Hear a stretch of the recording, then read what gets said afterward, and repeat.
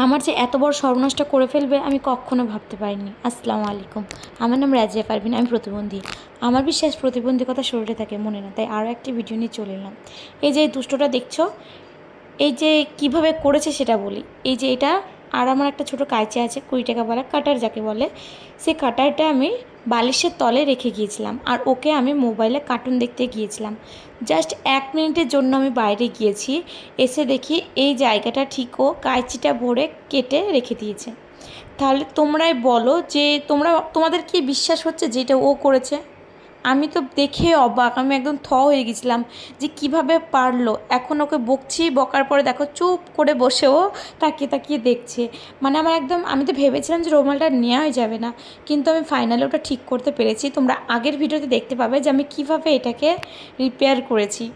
তো বন্ধুরা, আমার ভিডিওটি কেমন লাগলো অবশ্যই কমেন্টে জানিও।